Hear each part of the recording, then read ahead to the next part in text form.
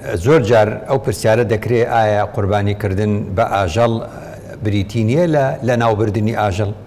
بۆ وەڵامدانەوەی ئەم جۆرە پرسیارە پێویستیمان بە زانستی نوێ هەیە، پێویستمان بەوە هەیە کە ئەو سەرچاوانە چین لەم بوارەدا قسەیان کردووە لە ڕووی زانستەوە وێڕای ئەوەی کە لە ڕووی ئاینیشەوە باس کراوە.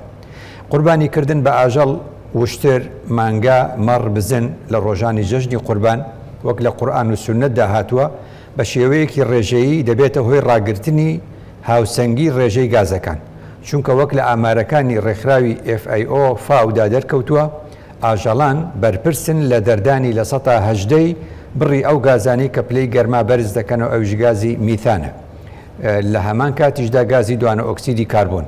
بۆیە بە قوربانیکردن ئەتوانی بڵێ تا ڕادەیەک ئەم چوار جۆرەی ئاژەڵ بڕی گازی میثان و گازی دوانە ئۆکسیدی کاربۆن کەم دەکات و بە هەمان شێوەش ئۆکسیژین زیاد دەکات.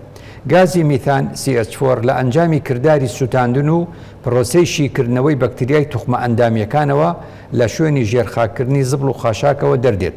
پرۆفیسۆر کۆنڕاد سەرۆکی پەیمانگای بلانک بۆ مایکرۆبایۆلۆژی دەڵێت ئەو گازی میثانەی کە لە ڕێگەی مانگا و وڵاخی بەرزەی وەکو مەڕ و ماڵاتەوە دەردەچێ ساڵانە نزیکەی 600 ملیۆن تۆنە بەرز دەبێتەوە نێو بەرگی هەوا، یەکێکە لە سەرەکیترین هۆکارەکانی دیاردەی قەتیزبوونی گەرما. بۆیە ئەگەر بتوانین سنوورێک بۆ کەمکردنەوەی دابنین ئەوسا دەتوانین گۆڕانکاریەکی خێراتر ئەنجام بدەین لەو گۆڕانکاری کە لە ڕێگەی دابەزاندنی گازی دوانە ئۆکسیدی کاربۆنەوە بەدەستی دەهێنین. بە پێی توێژینەوەکانیش دەرکەوتووە کە بڕی گازی میثان لە هەوادا بە ڕێژەی لە 150 زیادی کردووە لە ساڵی 1950 هەتاوەکو ئەمڕۆ، بەمەش سنوورە ئاساییەکانی خۆی تێپەڕاندووە.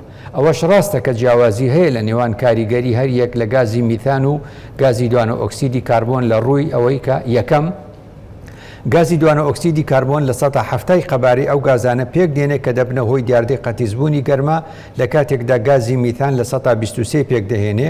دووەم توانای گازی میثان بۆ گلدانەوەی گەرما لە نێو بەرگە هەوادا 23 جار زیاترە لە توانای گازی دوانە ئۆکسیدی کاربۆن. سێەم گازی میثان بۆ ماوەی 8 ساڵ لە بەرگە هەوادا دەمێنێتەوە لە کاتێکدا گازی دوانە ئۆکسیدی کاربۆن بۆ ماوەی زیاتر لە 100 ساڵ دەمێنێتەوە. لە ساڵی 2002دا مانگا و مەڕ و ماڵات نزیکەی 2.3 بلیۆن واتە ملیار تۆن لە گازی دوانە ئۆکسیدی کاربۆن و نزیکەی 1.4 ملیۆن تن لە گازی میثانی خستوتە هەواوە.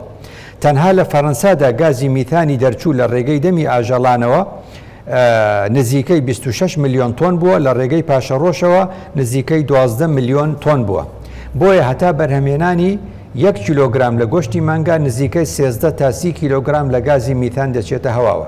زانکۆی زیۆریخ لە سویسرا سەلماندوویەتی کە گازی میثان لە پاشەڕۆی مانگاکان 21 جار زیان بەخشترە لە دووەم ئۆکسیدی کاربۆن.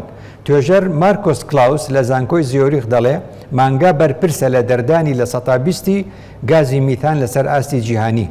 ئەم باسە لە گۆڤاری پلاسوانی ژینگەی بڵاو کراوەتەوە، ئێستاش سەرقاڵی ئەوەن کە جۆرێک لە ئەلەف یاخود ئاڵف بدرێتە ئەو مانگایەنە کە ڕۆنی ماسی تێدابێ بۆ کەمکردنەوەی گازی میثانی دەرچوو. ئەمەش هەمان ڕای دکتۆر مارتن هایمانە لە پەیمانگای ماکس بلانکی ئەڵمانی و دیتەر ئادەمی توێژەری ئوستورالی. بۆیە حکوومەتی ئوستورالی لە ساڵی 2003دا باجێکی لەسەر بەخێوکارانی ئاژەڵدانا بە ناوی باجی گازی میثان دوای توێژینەوەیەکی زانستی دەری خستکە لە 150 گازی میثان لە کەناڵەکانی هەرزکردنی مانگاوە دێتە دەر. لێرەوەیە کە لە پرۆسی قوربانیکردن بەو چوار جۆرە ئاژەڵە جۆرێک لە موعجیزە هەیە کە بریتە لە کەمکردنەوەی بڕی گازەکانی دوانە ئۆکسیدی کاربۆن و میثان وێڕای زۆر سوودی کۆمەڵایەتی و ئابووری دیکە. ئەمەش لەبەر ئەوەی ژمارەی ئاژەڵەکان ساڵانە لە زیادبووندان بەم پرۆسەیەش جۆرێک لە هاوسەنگی دەگەڕێتەوە بۆ بڕی ئەو گازانەی کە زیان بە ژینگە و بەرگە هەوا دەگەێنن.